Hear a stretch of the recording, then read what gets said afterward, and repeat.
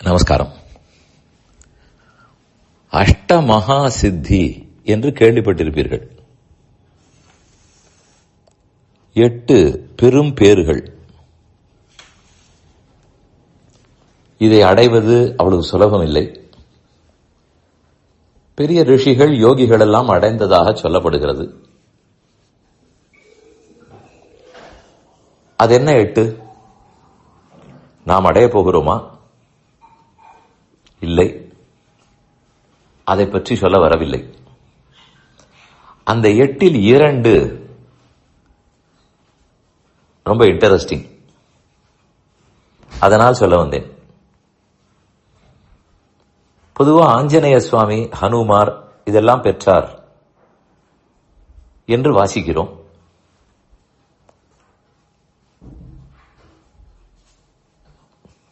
அனிமா, மகிமா, கரிமா, லகிமா, இது முதல் 4.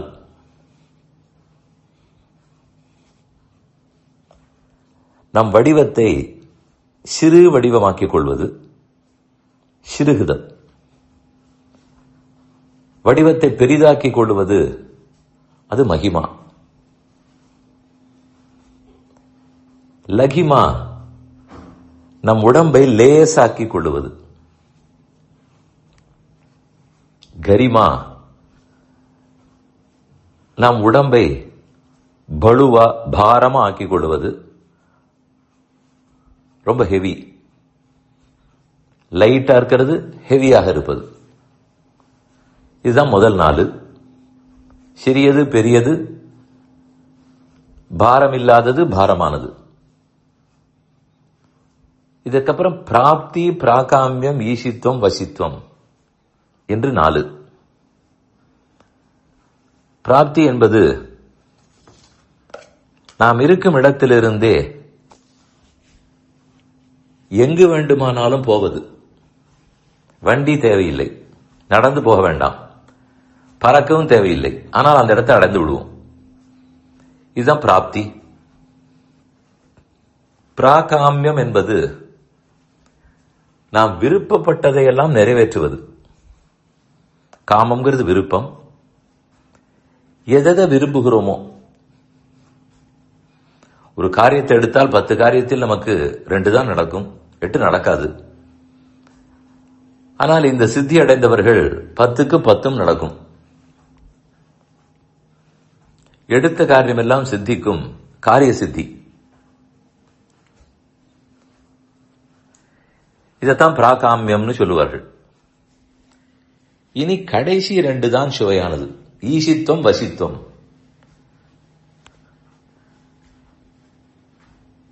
எல்லாரையும் தனக்கு வசப்படுத்தி வைத்தல் வசித்துவம். நாம் எது சொன்னாலும் யாரும் கேட்பார்கள். ஒரு அரசர் சொன்னார், பிரஜைகள் கேட்பதில்லையா? அவர்கள் எல்லாம் வசத்தில் தானே இருப்பார்கள். ஆனால் இருக்கும் நாள் வரை இருப்பார்கள், அப்புறம் விட்டு விடுவார்கள். இங்கு அப்படி அல்ல. அவர்கள் எப்போதும் நம் வசத்தில் இருப்பார்கள். நான் சொல்வதெல்லாம் எடுபடும். நம் நெருங்கின உறவுக்காரர்களே சொல்லுவதை கேட்பதில்லை. அப்படி இருக்கும்போது யார் வேண்டுமானாலும் எனக்கு வசப்பட்டிருக்க வேண்டும் என்றால் அது சிறப்பு தானே. இனி அந்த கடைசி ஈசித்துவம், அதுவும் வசத்தில் வைத்திருத்தல் தான், ஈசனாக இருத்தல். எதை? பிரத்தியாரை இல்லை. என்னுடைய புலன்கள், என்னுடைய மனம், என் உடல், இது என் வசத்தில் இருக்க வேண்டுமே. பிரத்தியார் கூட என் வசத்துக்கு வந்து விடலாம், பயப்படுத்தி கூட செய்யலாம், அடிப்பேன்னு சொல்லலாம். ஆனால் என் உள்ளம் எனக்கு அடங்குமா? என் புலன்கள் சொன்ன பேச்சு கேட்குமா? என் உடல் நான் சொன்னதை கேட்குமா? அப்படி கேட்கும்படி அமைத்துக் கொண்டால் அதுதான் ஈசித்துவம். அதுபோல் பிருத்திவி, அப்பு, தேஜஸ், வாயு, ஆகாசம், 5 பூதங்கள், அவை நாம் சொன்னதை கேட்க வேண்டும்.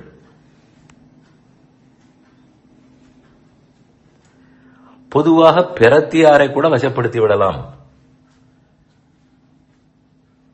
நாம் நம் கட்டுப்பாட்டுக்குள் இருப்பது ஒரு டிசிப்ளின், ஒழுக்கம். புலனடக்கம், மன அடக்கம் என்பது ஒரு சிறப்பான ஒழுக்கம். அது இருக்குமானால் அப்ப என்னை நான் ஜெயித்தவன் அர்த்தம்.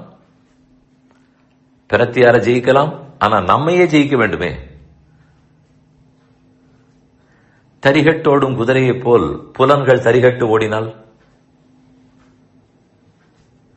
என்னை ஜெயிக்காத போது பிறரை வெற்றி கொண்டு என்ன லாபம்?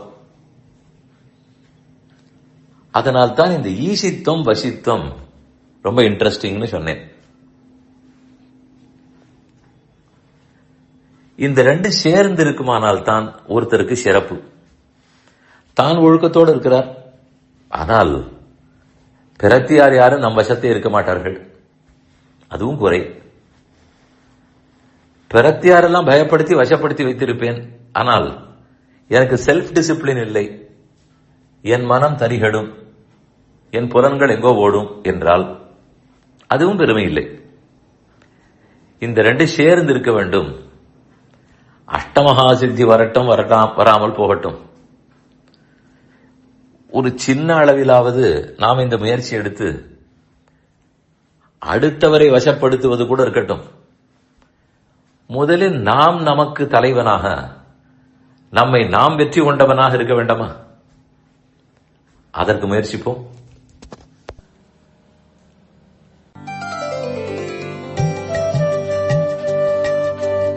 இந்த என் பணி ஆடியோவை உங்களுக்காக வழங்கியவர் வேலுக்குடி ஸ்ரீ கிருஷ்ணன் சுவாமி. இந்த ஆடியோவை தினமும் உங்கள் மொபைலில் பெற கிஞ்சித் என் பணி KINCHITENPANI என்ற ஆப்பை கூகுள் பிளே ஸ்டோரிலோ அல்லது ஆப்பிள் ஐஸ்டோரிலோ டவுன்லோட் செய்து கொள்ளவும். தினம்தோறும் இது போன்ற உபன்யாசங்களை கேட்டு மகிழவும்.